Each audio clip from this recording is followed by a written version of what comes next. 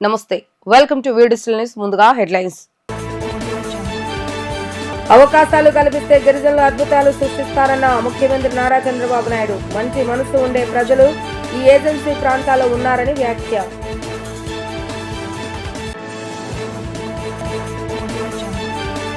నెల్లూరు భగత్ సింగ్ కాలనీలో ఇళ్ల పట్టాల పంపిణీ కార్యక్రమంలో వర్చువల్ గా పాల్గొన్న ముఖ్యమంత్రి నారా చంద్రబాబు నాయుడు. 2029 నాటికి ప్రతి ఒక్కరికి సొంత ఇంటి కలలు నిజం చేస్తామన్న సీఎం చంద్రబాబు నాయుడు.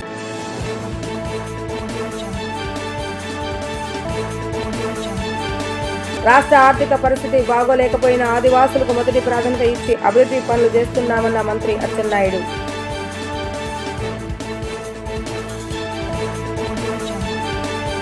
అవకాశాలు కల్పిస్తే గిరిజనులు అద్భుతాలు సృష్టిస్తారని సీఎం చంద్రబాబు నాయుడు పేర్కొన్నారు. ఏజెన్సీ అంటే దేవుడు సృష్టించిన అద్భుతమని చంద్రబాబు నాయుడు పేర్కొన్నారు. మళ్లీ జన్మ ఉంటే తాను ఇక్కడ పుట్టాలని అనుకుంటున్నట్లుగా చెప్పారు. స్వచ్ఛమైన అందమైన కొండలు ఇక్కడ దర్శనమిచ్చాయని తెలిపారు. మంచి మనసు ఉండే ప్రజలు ఈ ప్రాంతంలో ఉన్నారని వివరించారు.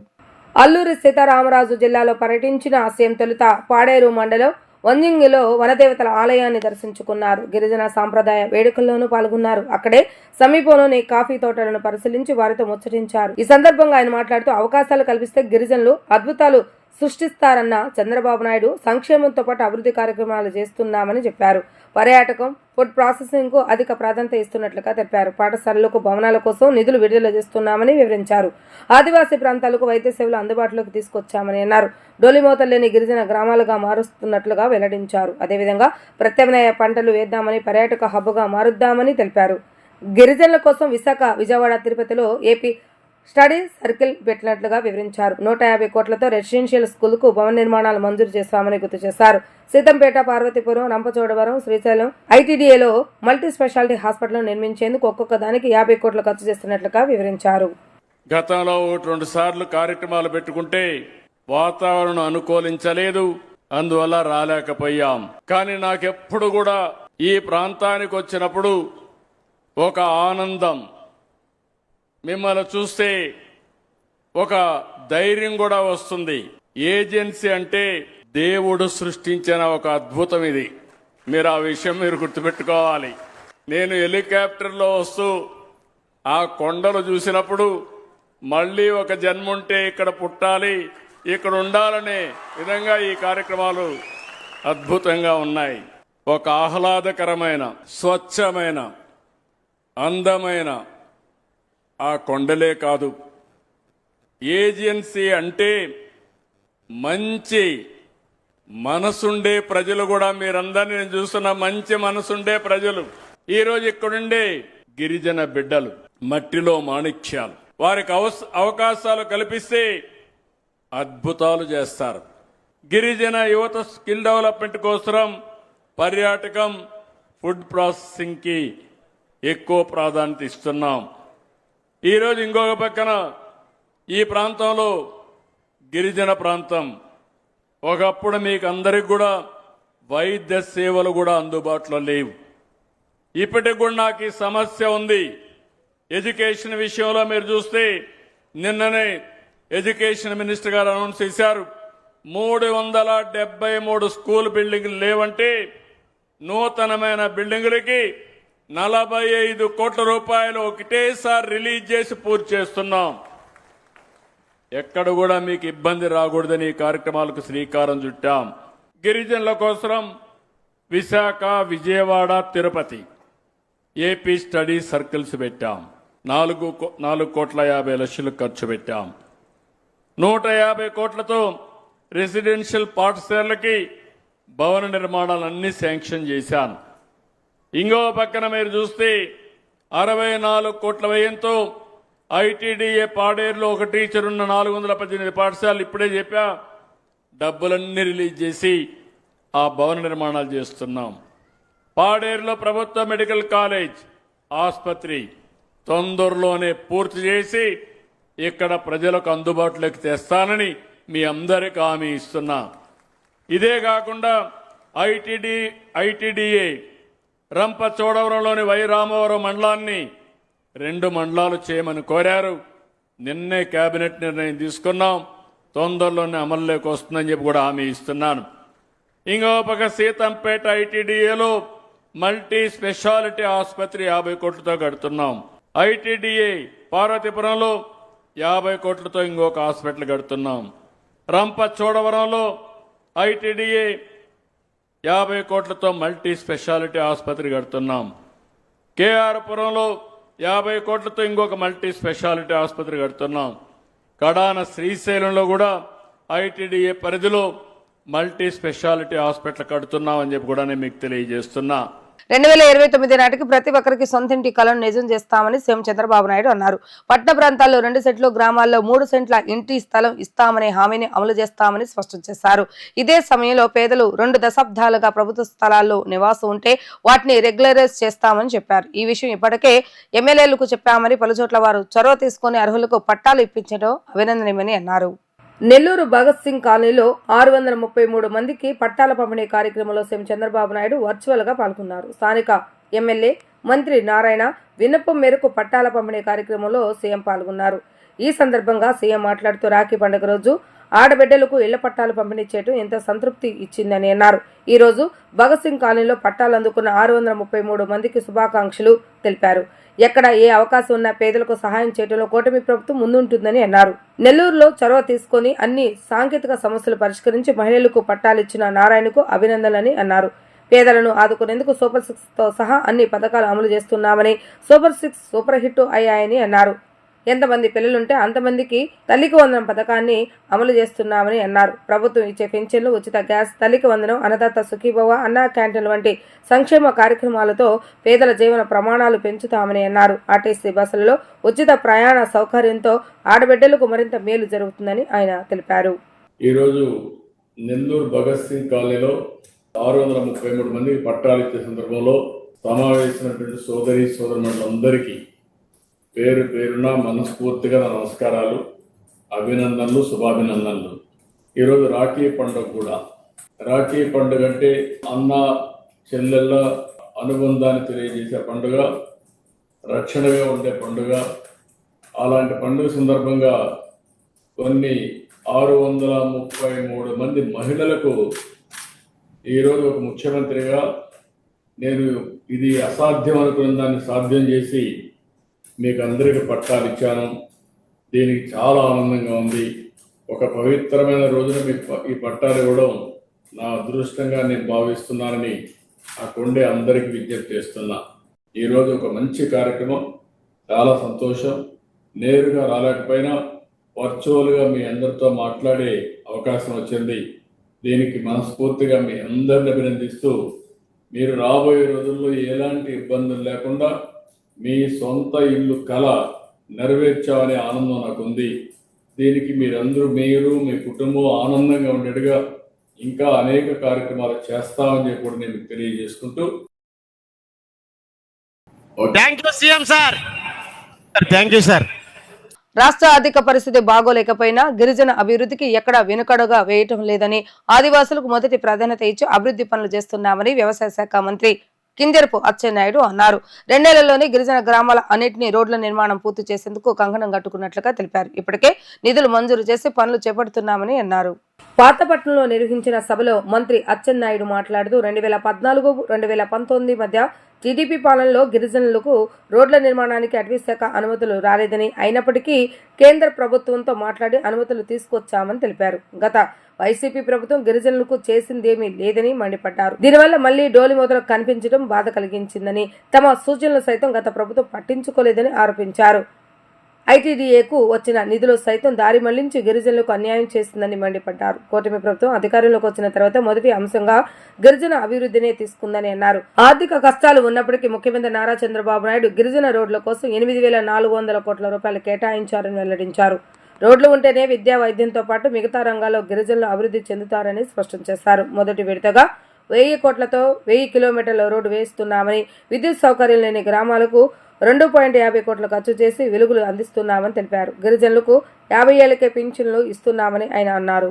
ఈ సంవత్సరంలో ఎవరు సాధించిన విధంగా చేశాం. గిరిజన గ్రామాలు అత్యధికంగా కలెక్టర్ గారు మీ నియోజకవర్గానికి ఇమ్మని చెప్పాం. చాలా గ్రామాలకు రోడ్డులు లేవు. చాలా మంది గిరిజనులు అవస్థలు పడుతున్నారు. ఇంకా ఇన్ని సంవత్సరాలైనా రోడ్లు లేకుండా లేకుండా బాధపడడం మంచి విధానం కాదు. ఒక టార్గెట్ పెట్టుకొని 2 సంవత్సరాల్లో శ్రీకాకుళం జిల్లాలో రోడ్డు లేని గిరిజన గ్రామం ఉండకూడదని ఒక టార్గెట్ పెట్టుకొని జిల్లా యంత్రాంగం పనిచేస్తుంది.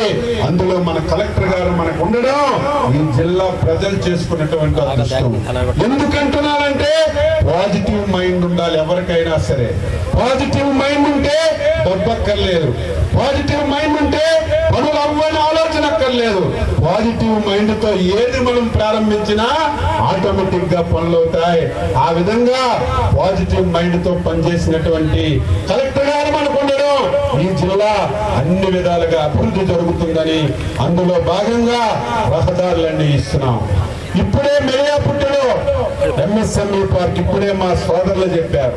చాలా మంది గిరిజనులు చదువుకుంటున్నాం, ఉద్యోగాలు లేవు, చాలా అవస్థలు పడుతున్నామని ఈ ప్రభుత్వం 5 సంవత్సరాల్లో 20 లక్షల ఉద్యోగాలు ఇవ్వాలని నిర్ణయించాం. గిరిజనులకి ప్రత్యేకంగా ఒక కార్యక్రమాన్ని పెట్టి ప్రభుత్వ ఉద్యోగాలు ఇవ్వడం, ఒకవేళ లేకపోతే ప్రైవేట్ ఉద్యోగాలు ఇవ్వడం, అది కూడా లేకపోతే ఐటీడీఏ నుంచి ఆ రోజు 2014-19లో ప్రతి ఒక్కరికి స్వయం ఉపాధి కింద డబ్బులు ఇచ్చాం, వ్యాపారాలు చేసుకోమన్నాం. కానీ 2019 తర్వాత ఒక్క పైసా అంటే ఒక్క పైసా గిరిజనులకి స్వయం ఉపాధి కింద డబ్బులు ఇవ్వలేదు. మళ్ళీ ఆలోచన చేస్తున్నాం స్వయం ఉపాధి కూడా ఇచ్చి గిరిజనులకి సహాయం చేయాలని. మాట్లాడినా ఒకటే, ఈ రోజు ఐటీడీఏ సీతంపేటకి వెళ్ళిపోయింది, మనకు లేదు. చాలా అన్యాయం, చాలా బాధ. సంవత్సరం నుంచి రేపల్లో ఉన్నాం, ఫైల్ కింద నుంచి మీద వరకు తీసుకొచ్చా. గత ప్రభుత్వంలో కుమ్ములాట్లు ఆడుకున్నారు. ఒకరు పలాస కావాలని, ఒకరు పాతపట్నం కావాలని, పాతపట్నం పలాస గొడవలు పడి ఆ ఫైల్ అత్తగ మీద పెట్టారు. ఇప్పుడు కూడా చాలా మంది అడుగుతున్నారు. పలాస ఎమ్మెల్యే గారు మందసా పెట్టమని అడిగారు. ఆవిడకి కూడా చెప్పాం, పాపులేషన్ ఎక్కువ ఉందమ్మా, ఎక్కడుంటే ఏంటి, మనకు అభివృద్ధి కావాలి, మనందరం సహకరిద్దామని ఒక డెసిషన్ తీసుకొని ఎట్టి పరిస్థితిలో కొత్త ఐటీడీఏ మిలియాపూర్లో పెట్టాలని నిర్ణయం చేశారు. ఫైల్ అంతా కదిలింది, చివరి దశలోకి వచ్చింది, ఫైనాన్స్ దగ్గర ఉంది. చాలా ఇబ్బందులు ఉన్నాయి. ఒక్కొక్కటి సంక్షేమం అందిస్తున్నాం, పెన్షన్కి డబ్బులు ఎక్కువ ఖర్చు అవుతున్నాయి. తల్లికి వందనం ఇచ్చాం 8,700 కోట్లు. నిన్న లేదు మొన్న తల్లికి వందనం అయిన తర్వాత అన్నదాత సుఖీభవ 2,500 కోట్లు. రేపు మళ్ళీ బస్సు. ఈ రకంగా సంక్షేమ పథకాలకే ఎక్కువ డబ్బులు అవుతున్నాయి. వీలైనంత తొందరగా ఆ ఫైల్ క్లియర్ చేసి ముఖ్యమంత్రి గారితో చెప్పి తప్పనిసరిగా ఇచ్చిన మాట ప్రకారం ఐటీడీఏ శ్రీకాకుళం జిల్లా మిలియాపుట్టుకు తీసుకొచ్చి ఈ ప్రాంతంలో ఉన్నటువంటి గిరిజనుల యొక్క మనోభావాలని గౌరవిస్తామని చెప్పి సందర్భంగా తెలియజేస్తూ, అభివృద్ధి సంక్షేమం 2 కళ్ళులాగా రాష్ట్ర అభివృద్ధిపై కూటమి ప్రభుత్వం దృష్టి సారించిందని ఎమ్మెల్యే బొండా ఉమా అన్నారు. నియోజకవర్గాన్ని అభివృద్ధి పథంలో నడిపించి మోడల్ నియోజకవర్గంగా తీర్చిదిద్దటమే లక్ష్యంగా తాము పనిచేస్తున్నామని ఆయన తెలిపారు. సెంట్రల్ నియోజకవర్గంలోని 32వ డివిజన్ అయోధ్య నగర్ అగ్రిగోల్డ్ శివాలయం వద్ద డివిజన్ తెలుగుదేశం పార్టీ కార్యాలయం ప్రారంభోత్సవం అంగరంగ వైభవంగా ప్రారంభించడం జరిగింది. ఈ కార్యక్రమానికి ముఖ్య అతిథులుగా ప్రభుత్వ విప్ సెంట్రల్ నియోజకవర్గ శాసనసభ్యులు బొండా ఉమామహేశ్వరరావు, విజయవాడ పార్లమెంట్ సభ్యులు Keshava Sivanath, Andhra Pradesh building and other constructions advisory committee chairman Gottumukkala Raghu Rama Raju పాల్గొన్నారు. ఈ సందర్భంగా బొండా ఉమా మాట్లాడుతూ సెంట్రల్ నియోజకవర్గంలో ఏడాది కాలంలో 250 కోట్ల రూపాయల వ్యయంతో అభివృద్ధి పనులు చేసినట్లుగా తెలిపారు. రానున్న ఆగస్టు 15 నుంచి మహిళలకు ఉచిత బస్సు ప్రయాణ పథకాన్ని అమలు చేస్తున్నామని వివరించారు. సూపర్ 6 పథకాల్లో భాగంగా అన్ని పథకాలను అమలు చేస్తున్నామని తెలిపారు. ఇప్పటికే అన్నా క్యాంటీన్లు ప్రారంభించామని, పింఛన్ల నగదు దేశ చరిత్రలో ఎన్నడూ లేని విధంగా ఏ రాష్ట్రంలో లేని విధంగా పెంచామని అన్నారు. మహిళలకు ఉచిత బస్సు ప్రయాణంతో పాటుగా శ్రీనిధి పథకం ద్వారా మహిళలకు 18,000 రూపాయల నగదు త్వరలోనే వారికి అందజేస్తామని అన్నారు. ఎంపీ కేశవ శివనాథ్ సహకారంతో గుణదల రైల్వే ప్రాజెక్టు పలుచోట్ల ఆర్యూబీలను త్వరితగతిన పూర్తి చేసేందుకు చర్యలు చేపడుతున్నామని వివరించారు. పనిచేసే ఎమ్మెల్యే, ఎంపీ ఉంటే ప్రజలకు ఏ విధంగా మేలు జరుగుతుందో చూపుతున్నామని తెలిపారు. అనంతరం పార్లమెంట్ సభ్యులు కేశవ శివనాథ్ మాట్లాడుతూ నియోజకవర్గ సమస్యల పరిష్కారంపై నిత్యం పనిచేసే నాయకుడు ఎమ్మెల్యే బొండా ఉమా అని కొనియాడారు. ఎమ్మెల్యే బొండా సారథ్యంలో తెలుగుదేశం పార్టీ మరింత బలోపేతం అవుతుందని అన్నారు. ప్రతి డివిజన్లోనూ తెలుగుదేశం పార్టీ కార్యాలయాలు ఏర్పాటు చేయాలని, ప్రజా సమస్యల పరిష్కారం కోసం ఆయా కార్యాలయాలు ఎమ్మెల్యే బొండా ఉమా ఆధ్వర్యంలో పనిచేయాలని ఆయన పిలుపునిచ్చారు. ప్రజలు మమ్మల్ని ఏ ఆశలతో ఏ నమ్మకంతో మమ్మల్ని గెలిపించారో ఆ నమ్మకాన్ని వమ్ము చేయకుండా నిరంతరం అభివృద్ధి సంక్షేమం రెండు కళ్ళుగా భావించి పనిచేస్తూ ఉన్నాం, కష్టపడి పనిచేస్తాం. సంవత్సరం పరిపాలన పూర్తవంగానే సుపరిపాలన తొలి అడుగు అనే కార్యక్రమం ద్వారా ప్రజల వద్దకు వెళ్ళాం. 1,18,000 హౌస్ హోల్డ్స్లో సెంట్రల్ నియోజకవర్గంలో 1,00,000 కుటుంబాల్ని మా పార్టీ నాయకులు, నేను, పార్లమెంట్ సభ్యులు శివనాథ్ చిన్ని గారు కానీ ప్రత్యక్షంగా వాళ్ళ దగ్గరికి వెళ్ళి కలుసుకున్నాం. అంటే ఎన్నికల ముందు ఏం చెప్పాం, ఎన్నికల సంవత్సరంలో ఏం చేసాం, ధైర్యంగా ప్రజల ముందుకెళ్ళి మీకు ఇది చెప్పాం, మేము ఇది చేసామని చెప్పి ఒకవైపు అభివృద్ధి, ఒకవైపు సంక్షేమం మీద ప్రజల్ని కలుసుకున్నటువంటి మొట్టమొదటి ప్రభుత్వం ఈ ప్రభుత్వం తెలుగుదేశం పార్టీ. ఎందుకంటే ఎన్నికల ముందు పెన్షన్లు పెంచుతామని చెప్పాం, మొదటి నెలల్లోనే పెన్షన్లు పెంచాం. అన్నా క్యాంటీన్లు ఓపెన్ చేస్తామని చెప్పాం, అన్నా క్యాంటీన్లు ఓపెన్ చేసాం. ప్రతి మహిళకి 3 గ్యాస్ బండ్లు ఇస్తామని చెప్పాం, ఇచ్చిన మాట ప్రకారం 3 గ్యాస్ బండ్లు ఇచ్చాం. తల్లికి వందనం, ఎంతమంది పిల్లలు ఉంటే అంతమంది, 2 ఉంటే 26,000, 3 ఉంటే 39,000, 4 ఉంటే 52,000, 5 డబ్బులు ఇచ్చాం. అంటే దీనివల్ల మహిళలకి పెద్ద ఎత్తున మేలు జరిగింది. అట్లాగే రేపు 15వ తారీఖు నుంచి ఉచిత బస్సు, ఇంకొక 5 రోజుల్లో మహిళలకి రాష్ట్రంలో ఎక్కడికి వెళ్ళాలన్నా ఆర్టీసీ బస్సు ఎక్కితే టికెట్ కొనాల్సిన పని లేదు. అలాగే శ్రీనిధి అని 18,000 రూపాయలు మహిళలకు ఇస్తాం సంవత్సరంగా చెప్పాం. దాన్ని కూడా త్వరలోనే తేదీ అనౌన్స్ చేసి ఆ తేదీ ప్రకారం వాళ్ళకి ఇస్తాం. నిరుద్యోగ భృతి 3,000 అన్నాం, దానికి ఇస్తాం. ఇచ్చిన ప్రతి మాట గుర్తుంది, ప్రతి మాట నెరవేరుస్తాం. ఇటు అభివృద్ధి అటు సంక్షేమం రెండూ కూడా బాధ్యత తీసుకున్నాం. అధికారం అనేది మాకు అహంకారంగా కాకుండా మాకు ఒక బాధ్యత. పార్లమెంట్ సభ్యులు మొన్న కూడా ఢిల్లీలో రైల్వే మంత్రిని కలిసి సెంట్రల్ నియోజకవర్గంలో రైల్ ఓవర్ బ్రిడ్జ్లు, ఆర్ఓబీలు, ఆర్యూబీల మీద ప్రత్యేకంగా సమావేశమై లెటర్ కూడా ఇవ్వడం జరిగింది. త్వరలోనే మధురానగరు, వాంబే కాలనీకి వెళ్ళే ఆర్యూబీ కూడా శాంక్షన్ అవుతుంది. అలాగే గుణదలలోని ఆగిపోయినటువంటి 316 ఉలవచారు 8 ఎల్సీ నెంబర్ 8 ఉలవచారు దగ్గర ఉన్న ఆర్ఓబీ కూడా స్టార్ట్ అవుతుంది.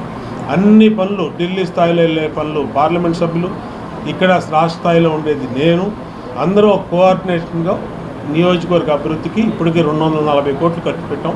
వర్గంలో అత్యంత బలమైనగా రూపుదిద్దుకోవడంలో ఇక్కడ అందరు నాయకులు, కార్యకర్తలు బొండా ఉమా గారి ఆధ్వర్యంలో పనిచేయటం వల్ల జిల్లాలోనే అత్యధిక మెజార్టీ సాధించిన నియోజకవర్గం కూడా ఇవాళ సెంట్రల్ నియోజకవర్గమే.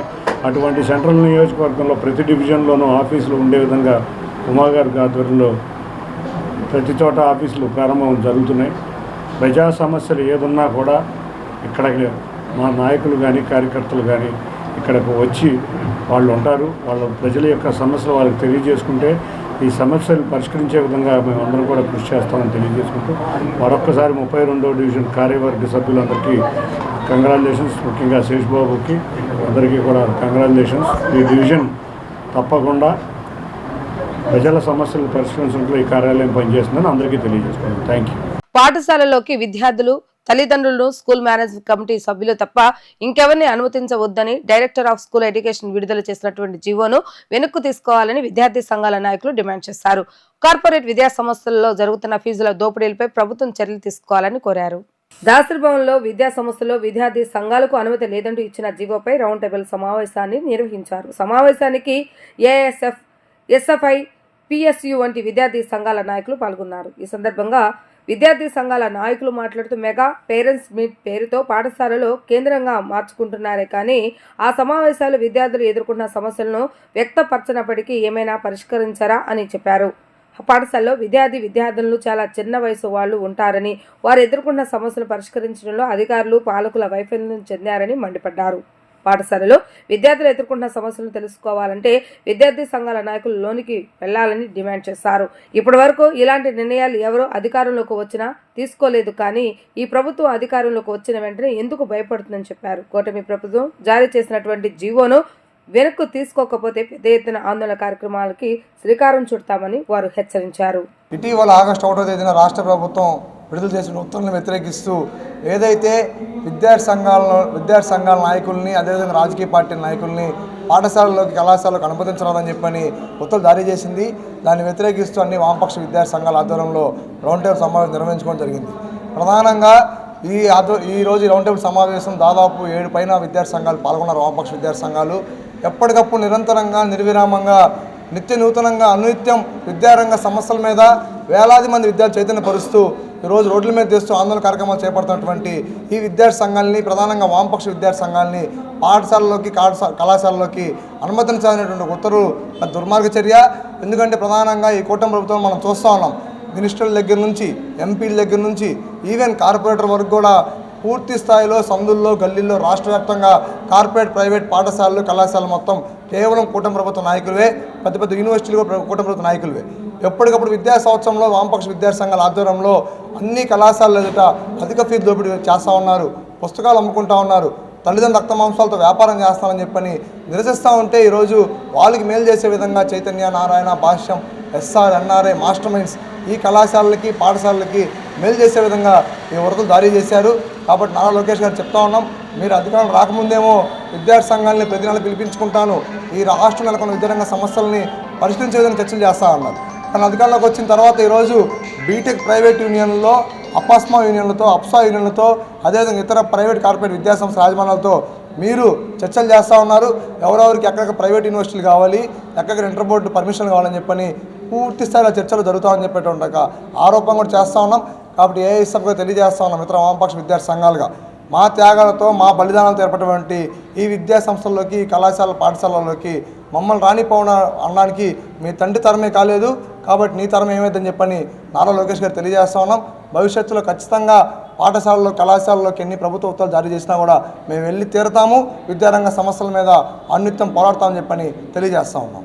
సమైక్యాంధ్ర స్ఫూర్తితో జర్నలిస్టులు ఎదుర్కొంటున్న సమస్యలను పరిష్కరించడమే ప్రధాన లక్ష్యంగా ఏర్పడిన ఆంధ్రప్రదేశ్ జర్నలిస్టుల ఫోరంను రాష్ట్రంలో మరింత బలోపేతం చేయడమే ప్రధాన ధ్యేయంగా ముందుకు వెళ్తున్నామని రాష్ట్ర అధ్యక్షులు కృష్ణాంజనేయులు, ప్రధాన కార్యదర్శి వంశీ స్పష్టం చేశారు.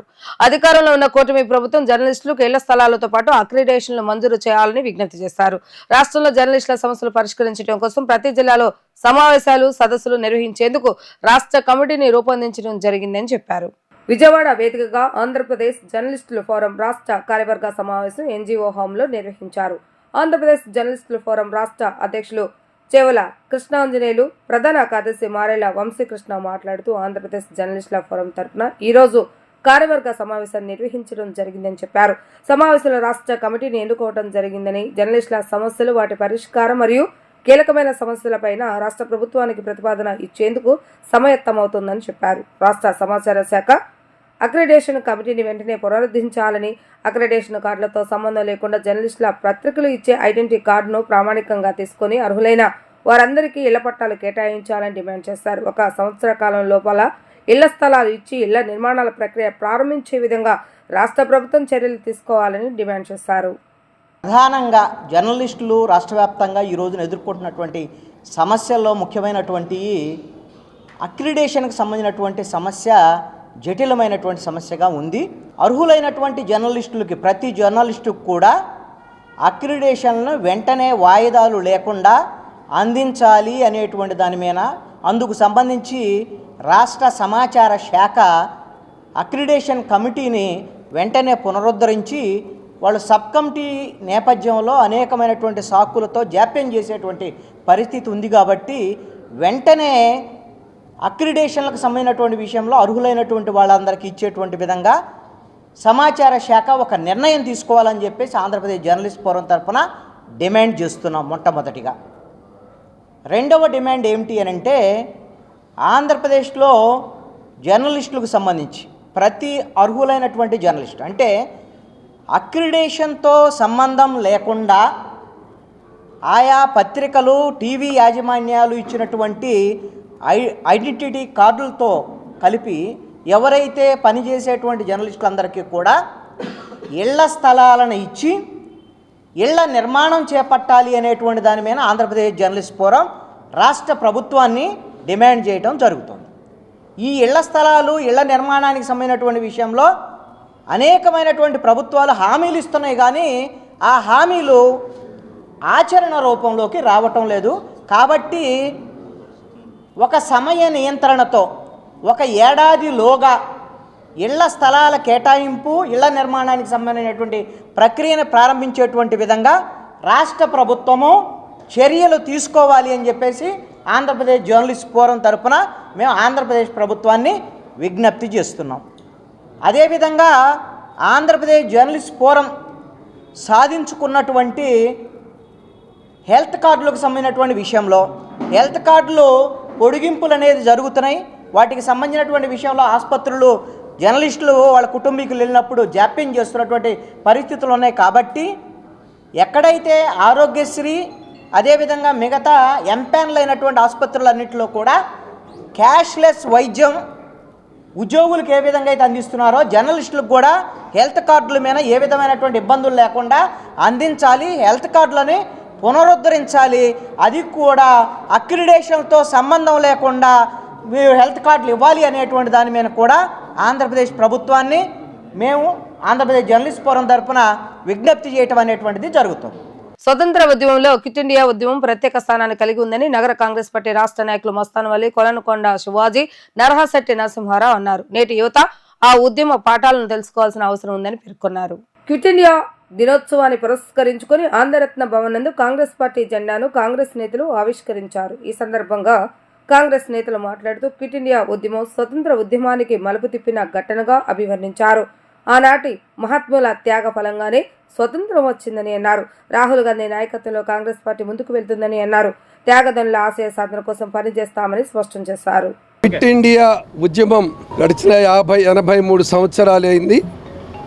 బ్రిటిష్ వాళ్ళు భారతదేశం మీద పైచాచికమైనటువంటి పాలనతో, నియంతృత్వ ధోరణితో భారతీయుల్ని, భారత జాతిని, భారతదేశాన్ని అనేక రకాలుగా ఇబ్బందులు పెట్టి మన సంపదను కూడా దోచుకెళ్తూ భారత జాతిని విచక్షణారహితంగా కాల్చి చంపినటువంటి పరిస్థితులకు వ్యతిరేకంగా శ్రీ మహాత్మా గాంధీ గారి నాయకత్వంలో ఒక చిట్ట చివరి పిలుపు యావత్ భారత జాతి మొత్తాన్ని ఐక్యమత్యంగా డూ ఆర్ డై, లేదా బ్రిటిష్ వాళ్ళు ఇండియా వదిలి వెళ్ళండి, క్విట్ ఇండియా అనేటటువంటి ఉద్యమాన్ని మొదలు పెడితే ప్రపంచంలో అనేక దేశాలు భారతీయులు చేపట్టినటువంటి ఈ ఉద్యమానికి మద్దతు పలికినటువంటి పరిస్థితి.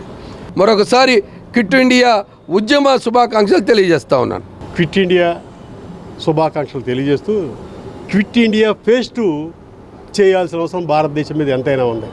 ఎందుకంటే ఆ రోజు భారతదేశాన్ని దోసుకొని బ్రిటిష్ వాళ్ళు మనల్ని ఇబ్బంది పెడితే మన రాజ్యాంగాన్ని అడ్డం పెట్టుకొని మన ఓట్లు చోరీ చేసి మన సంపద అంతని కూడా అదాని అంబానీని కట్టబెడుతున్న మోడీ చేసిన అక్రమాలు నేను రాహుల్ గాంధీ గారు బ్రహ్మాండంగా పవర్ పాయింట్ ప్రజెంటేషన్ ద్వారా చెప్పడం జరిగింది. దొంగ ఓట్లు, ఫేక్ ఓట్లు ఒక నియోజకవర్గంలో 1,00,000 ఓట్ల పైచీలుగా వేసి వాళ్ళ గెలుపుకు కారణమవుతున్న ఎలక్షన్ కమిషన్ తక్షణమే పదవి నుంచి వైదొలగాలని చెప్పి కాంగ్రెస్ పార్టీ డిమాండ్ చేస్తూ పౌరులందరికీ అప్రమత్తంగా ఉండాలని చెప్పి దర్యాప్తు సంస్థలో స్వతంత్ర సంస్థలని మోడీ చెప్పు చేతల్లో తీసుకొని ఈ రాజ్యాంగానికి తూట్లు పడుతున్నాడు. దీన్ని కాపాడుకోవాల్సిన అవసరం సమస్త భారత ప్రజానీకం ఉందని చెప్పి కాంగ్రెస్ పార్టీ అభిప్రాయపడుతుంది. రాజ్యాంగ హక్కుల పరిరక్షణ సమితి ఆధ్వర్యంలో ఈవీఎంలు వద్దు, బ్యాలెట్ పేపర్ కావాలి అనే అంశంపై గాంధీనగర్ ప్రెస్ క్లబ్ లో ప్రత్యేక చర్చా కార్యక్రమం నిర్వహించారు. ఈ కార్యక్రమంలో పలు రాజకీయ పార్టీ నాయకులు పాల్గొన్నారు. నవరంగ్ కాంగ్రెస్ పార్టీ జాతీయ వ్యవస్థాపక అధ్యక్షుడు షేక్ జలీల్ మాట్లాడుతూ ఈవీఎంలను రద్దు చేయాలని దేశవ్యాప్తంగా చర్చ మొదలైందని చెప్పారు. ఇదే విషయంపై అమెరికా అధ్యక్షుడు ట్రంప్ను కలిసి నివేదికను అందజేశానని పేర్కొన్నారు.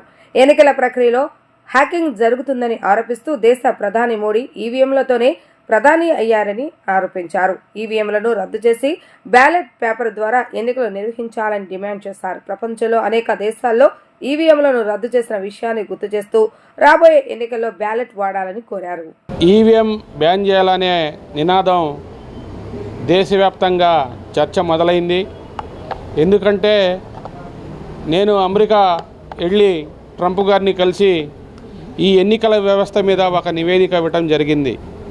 ఆ ఎన్నికల నివేదిక వ్యవస్థలో ఈవీఎంలు భారతదేశంలో 543 పార్లమెంటు స్థానాల్లో హ్యాకింగ్ జరిగినాయి అని సెంట్రల్ ఇంటెలిజెన్స్ అమెరికా నిఘా వ్యవస్థ తేల్చేసింది. ఎందుకంటే భారతీయ జనతా పార్టీ కాశ్మీర్ నుండి కన్యాకుమారి వరకు భారతీయ జాతీయ పార్టీకి అంత బలగము లేదు. ఆర్ఎస్ఎస్, విశ్వ హిందూ పరిషత్తు, బజరంగ్ దళ్తో ఒక హిందూ వాదాన్ని కూడగట్టుకొని వాళ్ళు అన్ని స్థానాల్లో పోటీ చేయడానికి సుముఖంగా కూడా లేరు. అందుకనే వాళ్ళు ఎన్డీఏని ఒక కూటమిని ఏర్పాటు చేసి దానికి చైర్మన్గా నరేంద్ర మోడీ గారిని పెట్టుకొని ప్రధానమంత్రి, కేవలం ఈ దేశంలో ప్రధానమంత్రి ఈవీఎంలతోనే ప్రధానమంత్రి అయిన సంగతి మనందరికీ తెలుసు. కానీ రాజ్యాంగం ఏం చెప్తా ఉన్నది? ఓటు హక్కు ద్వారా మనం జిల్లా కలెక్టర్లు, ఎన్నికల వ్యవస్థ, ఆర్ఓ గారు రిపోర్టు ఎవరైతే కలెక్టర్ గారు ఇస్తారో ఆ నివేదికను బట్టి వాళ్ళకు మెజార్టీ వచ్చింది. కేవలం 15 స్థానాలతోనే వాళ్ళు అధికారంలోకి వచ్చారు. మేము ఎన్నికల కమిషన్ కానీ, సుప్రీంకోర్టు కానీ, రాష్ట్రపతి గారిని అడుగుతూ ఉన్నాం, ఈ ఈవీఎంలను రద్దు చేసి బ్యాలెట్ ద్వారా ఎన్నికలు నిర్వహించాలని నవరంగ్ కాంగ్రెస్ పార్టీ డిమాండ్ చేస్తూ ఉన్నది. గతంలో ఈవీఎంలపై ఈ హ్యాకింగ్ జరిగిన చర్చపై సుప్రీంకోర్టు ప్రధానమూర్తి గారు ఈ రాహుల్ గాంధీకి ఆంధ్రప్రదేశ్ నుంచి నేను ఒక నివేదికను ఇవ్వడం జరిగింది. ఆంధ్రప్రదేశ్ 175 స్థానాల్లో, అసెంబ్లీ స్థానాల్లో పోటీ చేసిన స్థానాలు అంటే ఒక్కొక్క నియోజకవర్గంలో 2,75,000 ఓట్లుంటే 3,25,000 అంటే దాదాపుగా ఒక్కొక్క నియోజకవర్గానికి 50,000 ఓట్లు.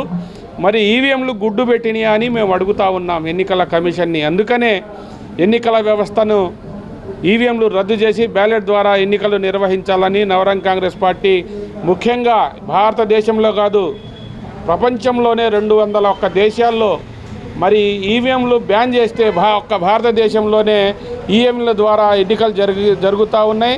నగరానికి చెందిన కొంతమంది యువకులు సామాజిక మాధ్యమాల్లో తమ నైజాన్ని బయటపెడుతున్నారు. ఒకరిని చూసి మరొకరు ఎదుటి వారిని హెచ్చరించేలా రీల్స్ చేస్తున్నారు. వాటిని ఇన్స్టాలో పోస్ట్ చేసి పైశాచిక ఆనందాన్ని పొందుతున్నారు. వారి నైజానికి తగినట్టుగానే అకౌంట్ల పేర్లు పెట్టుకుంటున్నారు. నగరంలో ఖాళీ ప్రదేశాల్లోకి వెళ్లి రీల్స్ చేస్తున్నారు. ఎదుటి వారికి ప్రత్యర్థులను హెచ్చరించేలా ఈ రీల్స్ ఉంటున్నాయి. ఇప్పుడు నగరంలో 2 యువకులు చేసిన రీల్స్ సామాజిక మాధ్యమాల్లో హల్చల్ చేస్తున్నాయి. ఈ రీల్స్ చేసిన 2లో ఒక యువకుడిపై పలు కేసులు ఉండటం గమనార్హం. నగరంలోని కొత్తపేటకు చెందిన గేదెల ఏసోబు ఖాళీగా ఉంటున్నాడు. స్నేహితుడు బన్నీతో కలిసి కొద్ది రోజుల క్రితం ఒక రీల్ చేశాడు. వారిలో ఉన్న నేర స్వభావం ఎలా ఉంటుందో ఈ రీల్ చూసిన వారికి అర్థమవుతుంది. ఏసోబుపై ద్విచక్ర వాహన దొంగతనాల కేసులు ఉన్నాయి. ఆ కేసులో బెయిల్పై జైలు నుంచి బయటకు వచ్చాడు. ఖరీదైన బైక్ పై బన్నీతో కలిసి ఓ ఖాళీ ప్రదేశానికి వెళ్లి ఈ రీల్ చేశాడు. ఈ రీల్లో ఏసోబు ఒక కోత 210 PS కు వార్త నా కోడ అని మాట్లాడాడు. పక్కన ఉన్న బన్నీ తెలుసుగా పేకల కోసి లోపలికి వెళ్తామంటూ మాట్లాడాడు. ఈ రీల్స్ ను 420 బెజవాడ బాబ్ ఇన్స్టా ఖాతాలో పోస్ట్ చేశారు. ఈ వీడియోలు సామాజిక మాధ్యమాల్లో హల్చల్ చేస్తున్నాయి. వాటిని వారి స్నేహితులకు పంపారు. ఈ వీడియోలు బయటకు వచ్చిన తర్వాత కొత్తపేట పోలీసులు ఏసోబు బన్నీలను పిలిపించారు. ఈ వీడియోలపై ప్రశ్నించగా తాము ఎవరిని హెచ్చరించలేదని కేవలం వ్యూస్ కోసం ఈ రీల్ చేసినట్లుగా వివరించారు. దీనిపై పోలీసులు వారికి కౌన్సిలింగ్ ఇచ్చి పంపించారు. వార్తలు ముగించే ముందు హెడ్లైన్స్ మరొకసారి. అవకాశాలు కల్పిస్తే గిరిజనులు అద్భుతాలు సృష్టిస్తారన్న ముఖ్యమంత్రి నారా చంద్రబాబు నాయుడు. మంచి మనసు ఉండే ప్రజలు ఈ ఏజెన్సీ ప్రాంతాల్లో ఉన్నారని వ్యాఖ్య.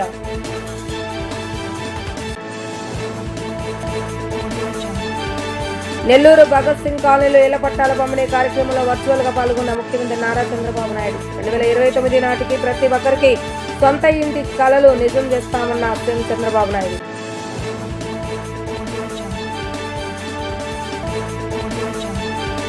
రాష్ట్ర ఆర్థిక పరిస్థితి బాగోలేకపోయిన ఆదివాసులకు మొదటి ప్రాధాన్యత ఇచ్చి అభివృద్ధి పనులు చేస్తున్నామన్న మంత్రి అచ్చెన్నాయుడు.